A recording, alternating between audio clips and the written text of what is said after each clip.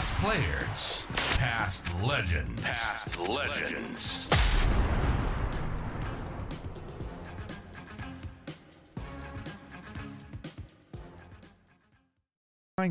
Competing against the men's comp and the finals and all that, and you play that, and then you keep going. Well, you never leave a movie and then have the matinee afterwards. And I think they've got the seasons wrong personally. Well, Malcolm, if someone from the AFL is listening to this, they would have heard my opinion, which is pretty much the same as what you said a million times over, and they're sick to death of me. So I'm not going to go through it all again. Yeah. But I think moving the seasons was wrong. I would move it back. I would start it in October. I would have a break for Christmas, play the minor round up to Christmas, have a break for Christmas, play the finals through January and early February before the men's season starts. Yep. And I think you would find that you would get an uplift in TV, you would get an uplift in attendances. That's the Phil Harper philosophy, which is a bit the same as yours. Yes, we've spoken about that enough times, Harps. Yes. Yeah, and I've said it a million times at various meetings, so it's not going to be anything new for the AFL. That I don't have to agree with the AFL and everything. And, that's one. I was being careful there. Yeah, that's one thing that I strongly believe in. In the end, that's not my role to make a decision on it. I can have a strong opinion, and I've put that opinion forward many times. And doesn't mean my opinion's right, of course, but they know very well my opinion on that. While we're on that, Harps, I don't, because it is the AFL, I don't think it is the best idea for you to comment. But I always say, and I admire your diplomacy, but I think the treatment you copped in particular, and Stephen Trigg to a very slightly less extent, where you got suspended over the whole Kurt Tippett affair, was the most gross in terms of punishment. It'd be like getting charged for shoplifting in terms of getting a murder sentence for shoplifting. I think it was disgraceful. It wouldn't have happened to a big Victorian club, and we'll leave that one at that, mate. Look, in the end, all I'd say to that one was, out of everything that's negative in life, I think you can always find a positive. And to me, what happened in that period there was that my true friends came to the fore and rallied around me, and it was a great filtering job for me that, all of these people that I thought were my best mates before, there's not as many of them. There's a core 25 people or something. That's a very good way of putting it. Other ones that look after you, and I remember having the same discussion with Taylor Walker. He got in trouble there at one stage, quite rightly so. But I said, what you'll find is if you work through this well enough, it'll be a great filtering session for you to find out your real mates. And he came back to me, probably 12 months later and said, you know what, you were 100% right there. So sometimes you can find positives in negatives. Taylor and I have spoken about that's another story as well there. All right, let's move on from that. You have mentioned it a couple of times, mate, and it's probably remiss of us not to sort of touch base about it, was COVID. I know it was a few years ago now, but what were the challenges not only for the women's comp just getting started, but also for the men's comp as well? Well, look, that was a difficult time, not only for us. I mean, the good part for me is I think I got laid off and was on JobKeeper for 8 weeks, but then I had to come back and we had to put a team together, get the team going, travel them around Australia, or we went up to the Gold Coast and lived in a hub and played games in front of no spectators. So it was a difficult time. But it was a difficult time for everybody, probably not difficult for us, living in a hub on the Gold Coast, being allowed to go for a run and a swim down the beach and then go and watch a game of footy without any spectators.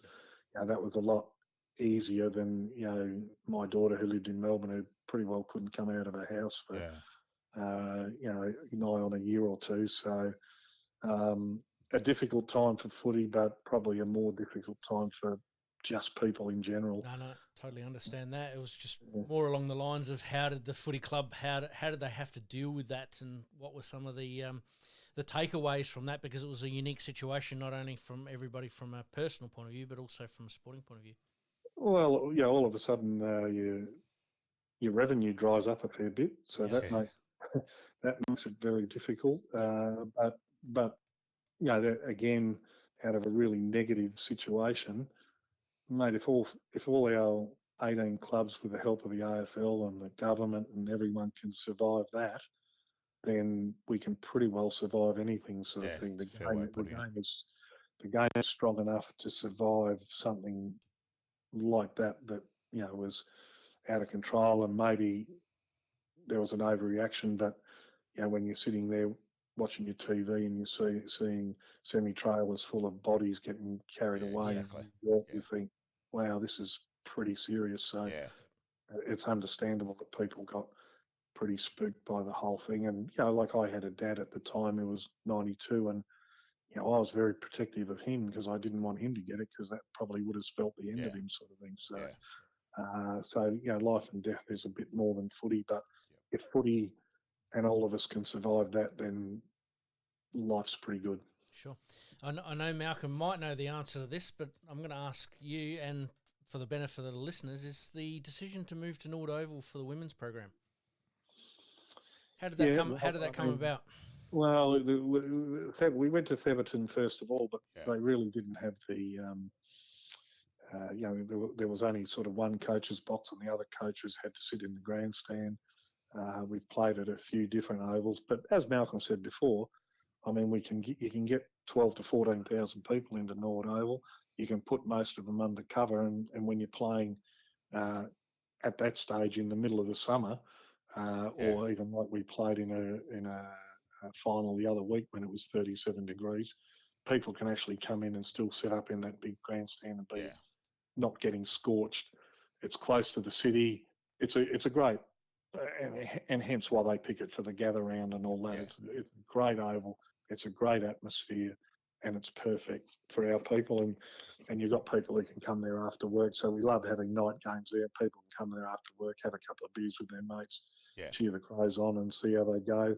And the alternative, we played some games at Unley, which is, it's got the park right next to it. The kids are on the swings. Mum and dad can come and watch the game of footy while the kids are occupied on the swings. It's a great family atmosphere for a sort of a 12 noon Sunday game to take the family out. And it's interesting, the crowds in our women's. I've always said, I reckon there's three parts to our crowds. There's a third of them who are probably, they're mad Crows. I'll come to Crows tiddlywinks, come to Crows whatever. Yep. You put Crows on the front of it, they'll turn up. Yep. So that's a third. The next third is mad Crows supporters who've got young families, but they can't afford to go to Adelaide Oval, because by the time you buy the tickets, the food, a bucket of chips, a Coke, it's cost you $350 and a family crazy, can't afford that. Yeah. Yep. Yeah. But they can afford to come to Nord Oval and have a sausage sizzle and come in for either free when it was, or $10 for the adults. I mean, you can get away with a great day out with your kids for probably $20 or $30 instead of $350. Yep. So that's the other third. And then the last third, I feel, is social media. All these girls and their friends and their friends' friends and their friends' friends' friends are on social media.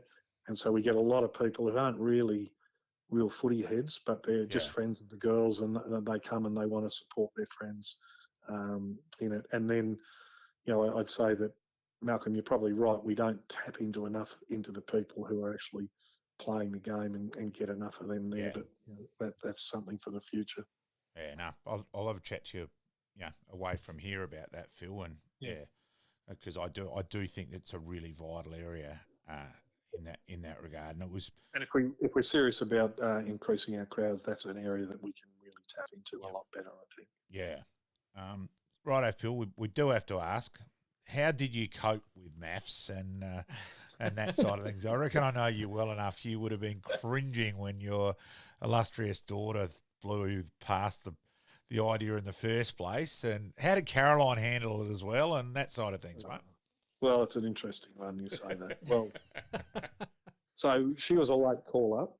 So she was down here from, she lives on the Gold Coast, and she was down here from the Gold Coast, and she gathered us together, which doesn't happen very often. She said, "Oh, look, this is what I've been offered to do. What do you reckon?" And I just put my head in the hands and gone, no. whoa. And Caroline says, oh, no, I think it'd be a good idea. I said, what? Wow. And then our son Matthew was there as well, and he said, "Yeah, no, I reckon it's a great idea. You lift your pro." I said, "Well, hang on a minute." I said, "Like, this is all like on TV. People are going to hang it on you and all that. And, oh no, well, I can handle all that." I said, "Well, do anyone from the family have to go on it as well?" "Oh yeah, well, there'll be sort of get together." Caroline says, well, if there's cameras around, I'm not going on. And I said, well, hang on a minute. That's the whole show is about cameras and everything. So you're out. What about you, Matthew? Are you in? No, not if there's cameras around. I'm out. So I said, oh, good old Muggins, he'll get to go again. Anyway, so I went up there 3 times, but I was really careful not to say anything too controversial, so I didn't get much airtime. So, but look, as an experience, she loved it in the end. She really liked the guy that she was with, which was, she said that was 100 to 1 that she'd actually liked the person. Yeah, I did wonder on that. There. But she really did like him. They stayed together. It started in August. It didn't view till January, and they were still a couple till April. And then they broke up and they've gone their own ways. And he's a world champion Muay Thai. In fact, myself and Caroline he defended his title on the Gold Coast on the 16th of December last year, and I still can't believe it. I turned to Caroline and said, I can't believe we're sitting ringside at the World Muay Thai Championship. But we went there and loved it. And look, he was a nice guy, and they haven't ended up together, but they had a great time when they were together. So it ended up being a good experience. But as I said to you right at the start, I've never seen an episode before, so that was interesting when I was trying to get interviewed. And they said the experts said this, and I said, well, who's the experts? What's going on? So I wasn't good value on it. But they had a great time, and it's another great life experience. And it's ended up, she works, she had a full-time job where she was the boss of a recruitment agency for nurses and doctors and things like that. She's had to give that away because now she's got 300,000 followers and she advertises all these things. So, well, she hasn't given it away. She's had to drop down. She dropped down from full-time to 4 days, now to 3 days a week. And she spends the other 2 days a week doing her, what do they call that stuff? Influencer, yeah, that's it. Influencing or whatever she does. Yep. But in the end, I've always said to my kids, what you need to do in life is see if you can find something that you really, really like. Yep. And then see if you can get some bastard to pay you to do it. Yeah, it's a fair way of putting it. And that's what she's done. She really likes the fashion and the makeup and all that, and she advertises it all, and people look at it and buy it because she's advertising it. And so I say, oh, well, in the end, maybe I was wrong. Maybe Caroline was right. And she Seriously, said, good luck. Yeah. Mate, this might be a controversial call, but Malcolm, you need to send her a book. Yeah. You need to send her a book to promote. I've got Harps has got one. Yep. Yeah. Bit of fun I there. can give her mine, but people would read the book. She's got over 300,000. Oh, go for it! Yeah. And they're basically 94% of females between 25 and 50. So they'd still read your book, Malcolm. Oh, I would hope so, Harps. It'd be an education for them anyway, Phil. Volume 2 needs to be a women's only edition, mate. I think there's more chance of me going on there. So back to the serious side, Phil. So in terms of female footy, and it is a little bit of a worry, the numbers drop off. Now, I know too, and injury studies in terms of the knee, the ACL in particular side of things, and there's some studies there of which a well-known trainer in Adelaide's had a lot to do with. And again, please, it's not meant to be controversial and being said because it's 3 males talking, but it is a fact of life, the time of the month, and trying to see if there's any link there in terms of injuries and physiology with the hips and just and all that side of things, trying to study there. And obviously the concussion side, but the ACL has been a big thing. And we had a women's. Well, it was between all the colleges, St Anne's, St Mark's, Aquinas, and all that. And it was women as well this year, Phil. And I'd virtually roped in the best couple of players to play for uni. And one of the girls' best friends did her ACL with a minute to go in one of these games, and that was it. One of the girls said, "No, I just can't afford the risk to get injured." So it's that sort of a thing. There is a worry, and don't think any of us know of a solution, but I think the studies on that side of it are important. And just where else do you see women's footy going and all that side of things, Phil? Well, I do. Obviously, the ACL injuries is more prevalent in women than men. The studies have shown that. I will give the AFL credit; they're doing a lot of research on it, a lot, and our girls, in particular, have to do a lot of, I don't know what you call it, prehab on their knees to try and strengthen their knees to try and avoid that. But it's real what you've just said, because an old teammate of mine, Richard Champion, and his wife Anne Marie. I caught up with Anne Marie and their two girls last weekend, and his daughter Grace was apparently pretty good at the footy, and she played it up there. But then there was so many of her friends doing their ACLs that she's quit because she doesn't need to. She don't want to do an ACL, and that is a worry for her. So I don't know the solution, but I do know that the AFL are doing a lot of study on it to try and get an outcome that will try and prevent and at least decrease the incidence of ACLs, because even if you look at our team after the 2000, we had two did the ACLs in the grand final, in the 53,000 game in Chloe Shear and Aaron Phillips. The next year we came straight out and Chelsea Randall did hers, and then we had 5 out for the year 5, and we haven't had that many ACLs, but we had 5 in 1 year, which decimated our year in that particular year. So it's a worry. It's something that the AFL are worried about. It's something that they're doing some serious study on, and all the clubs do some serious prehab routines to try and lessen the likelihood of it. But it's still a thing, and and it is a worry because it's more prevalent in the women than the men. Yeah.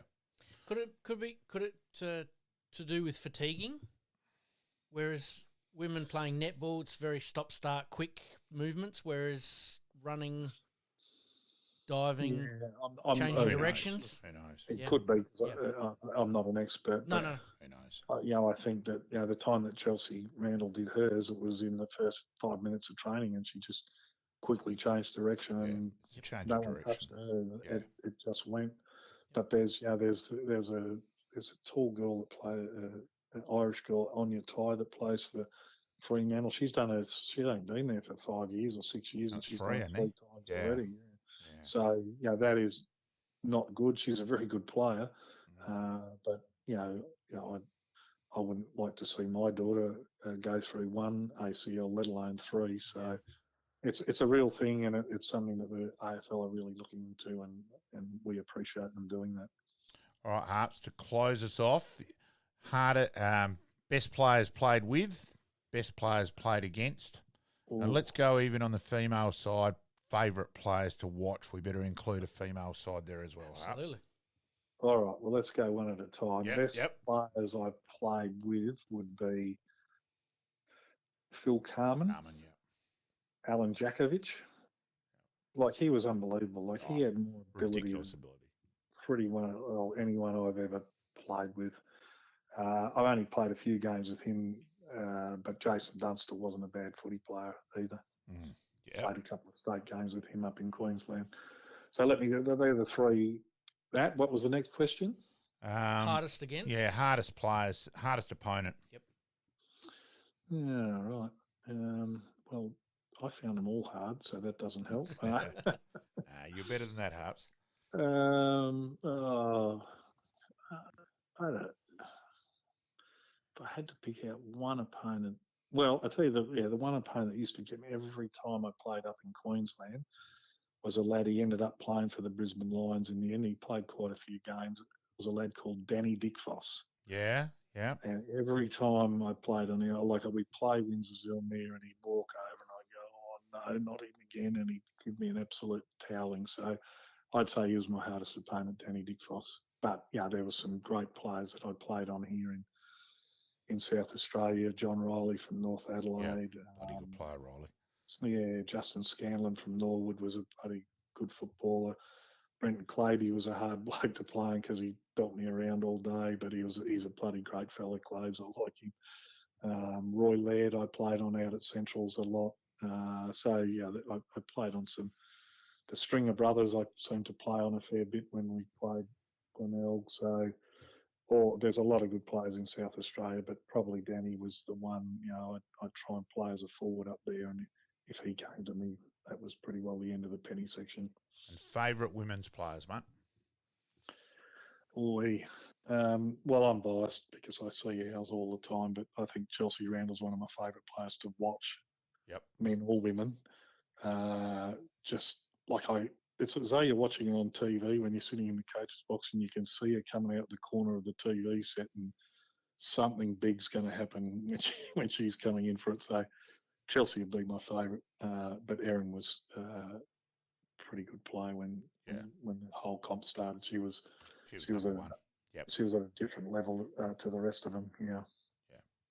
Hey, Harps, greatly appreciated, mate. Also, we better quickly add, I am the best umpire you've seen in amateur league. And that's a story as well, which was quite amusing that day. Harps. Am I allowed to tell that story? Yes, mate. Yeah, go for it. Yep. Yep. Go for it. All right. So I went out. My son decided he played at footy at St Michael's when he was a young fella, and he hadn't played for 3 or 4 years, and he decided to go back out to St Michael's. So he went out and he said, I'm playing in the D grade today, Dad. This was his first game he had played back.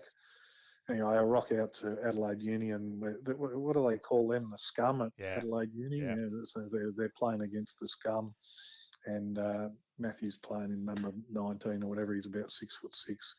Anyway, he played all right, but not great. And Malcolm come over to me and said, "What are you doing here?" And I said, "Oh, my son's playing." He said, "Oh, what one's he?" I said, "Oh, the big 6'6" bloke, number 19 or whatever. It was best on ground by a bloody mile. I said, fair enough. Anyway, yeah. I saw Malcolm a week later and he said, "Mate, I tried to give your son the best on ground, 3 votes, but number 19 was, like John Smith." Yeah. And I said, "Yeah, well, maybe he hasn't been registered yet." Yes. Let's just he said, say, "Oh, well, John Smith's just got 3 votes anyway." Yeah, let's just say that the team I've got and said the guy was, "Do you want another drink? You want it?" "No, look, it's fine. It's the same thing. It's amateur league. It's no dramas, and all that." Yeah, we better leave that one at that. Yes. It was funny though. Yes, it was funny because you were looking up for somebody Harper on the team. Yes, there was no Harper there. No. He was adopted for the day there, mate. Yes, he was adopted by the Smith family. Yes. Absolutely love it. Yes. Hey, greatly appreciated, Harps, and touch base soon. Thanks, Phil. Greatly appreciate it, talk mate. to you guys. Well done. See you. Thank Bye. you, mate. Liking this podcast? Please like, rate, and subscribe.